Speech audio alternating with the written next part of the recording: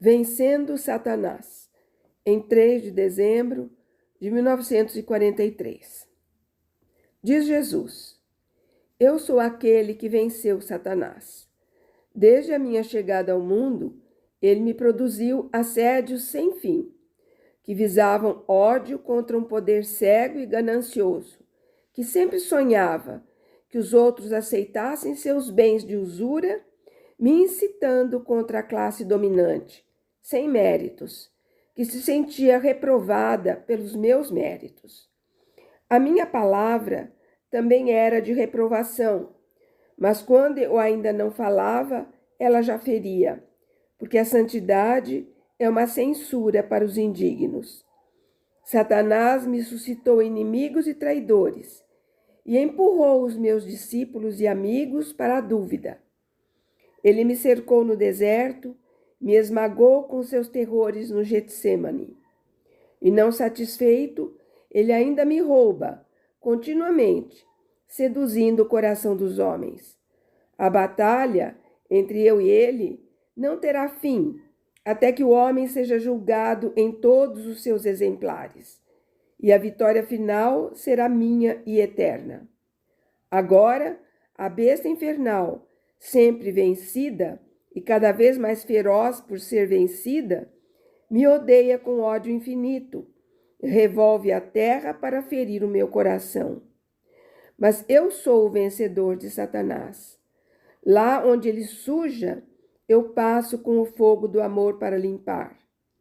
E se com minha paciência inesgotável eu não tivesse continuado a minha obra de mestre e redentor, agora vós já seríeis todos demônios. Para vos purificar do maior pecado, eu obedeci o desejo do Pai. O maior pecado era a desobediência ao mandamento de Deus. Daí veio a sede de poder, a soberba e a concupiscência. Essas três fúrias vos mantêm sempre em seu poder, quando não as sabeis aniquilar com uma vida vivida em Deus. Eu reparei com a minha obediência a desobediência inicial. Para vos limpar dos outros pecados, tomei sobre mim as miseráveis vestes de iniquidade, que eram as vossas vestimentas, e para tirar a iniquidade de toda a estirpe do homem, as encharquei com meu sangue e as limpei com ele. Depois veio a glória, mas antes veio a dor. Depois da dor veio o direito de julgar, mas antes havia o dever de expiar. Depois eu fui feito fundador do novo templo, no qual está a fonte santíssima do Espírito septiforme. Mas antes teve que ser eu a vítima imolada para purificar a casa de Deus. E o que é que pensais, vós sacerdotes, aos quais pesa o leve jugo da observância do vosso dever? Que foi fácil para mim ser sacerdote? E quem dentre vós, por mais que as preocupações vos oprimam, é oprimido por tormentos semelhantes aos meus? Sabei que estas almas que vos confio são as partes que adquiri com a minha morte. Então, não façais com que elas se percam. Arrancai-as de Satanás ao custo da vossa vida, como eu as arranquei com o preço da minha. Para aprender como fazer, só precisais me estudar. Não é necessário serdes eruditos. Sede somente buscadores de Deus, e Deus eu vos iluminarei. No mesmo dia, às 8h, diz Jesus para mim: Minha mãe te falou da sombra do Espírito Santo que a envolveu como mãe de Deus. Isso não está em oposição ao que eu disse há alguns dias. Embora todos os transeuntes notassem algo especial naquele casal que passava pobremente pelas ruas cheias de gente, algo como uma luz e um perfume, isso não iluminava a cegueira deles e não encontrava voz para a surdez do espírito deles.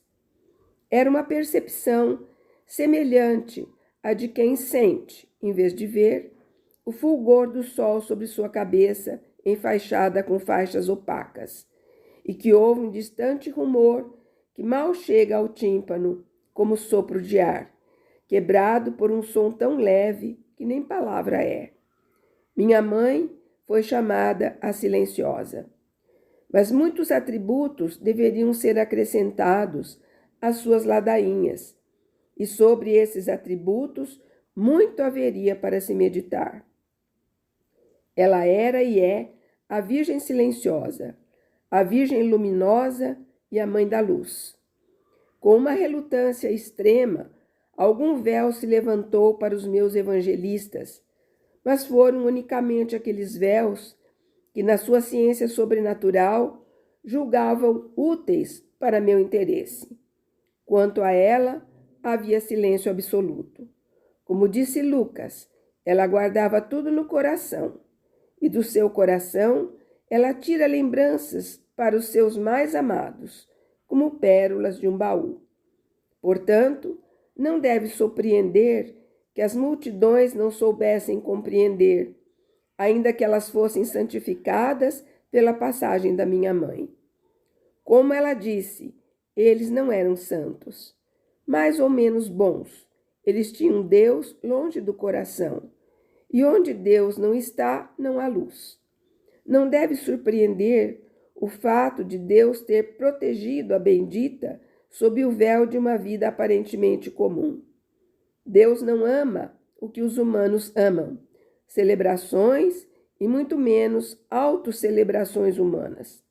Ele cobre de reserva e envolve na mesma os seus diletos. O mundo é profanador, e Satanás é tanto mais astuto quanto mais é vencido.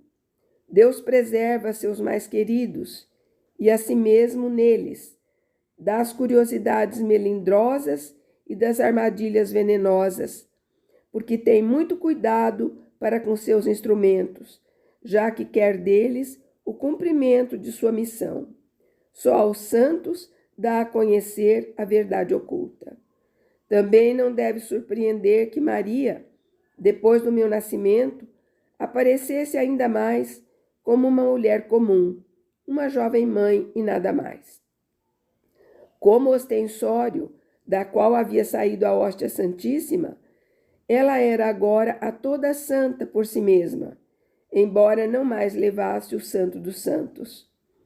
E se pensa que o santo dos santos, precisamente no momento em que resgatou com soberania eterna a terra com seus viventes, os seus defuntos, o seu futuro, apareceu aos olhos do mundo como um malfeitor torturado por seus delitos, também é lógico que a mãe, desde o momento em que se converteu em corredentora e, portanto, resgatadora da terra, aparecesse como uma pobre, simples mulher. Tinha passado o tempo luminoso de eu me formar nela, e o fulgor da alegria que na noite tinha enchido o coração de Maria, a gruta, os céus, se atenuou no amanhecer, em que começou a surgir o sol da redenção, sol tinto de sangue, composto de dor infinita. A aurora encontrou Maria já imersa no pensamento do tormento futuro.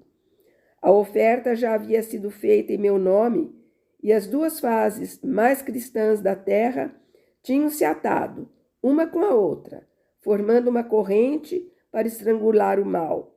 Eis a escrava do Senhor. E, Senhor, seja feita a tua vontade. Ó santos, benditos lábios da minha mãe, que emprestastes à minha nulidade de criança o som virginal das palavras perfeitas. Sobre o seu sim heróico, repetido quando a maternidade o tornava duplamente heróico, o céu se inclinou venerando nela a mártir redentora. Como um colar que uma pérola aumenta dia a dia, os dias dolorosos de Maria tiveram início. No final foi o Gólgota. É por sua longa dor que eu vos digo, amai-a. Eu vos abençoo quando me amais, mas pelo amor que dais à minha mãe, vos preparo morada mais resplandecente no céu.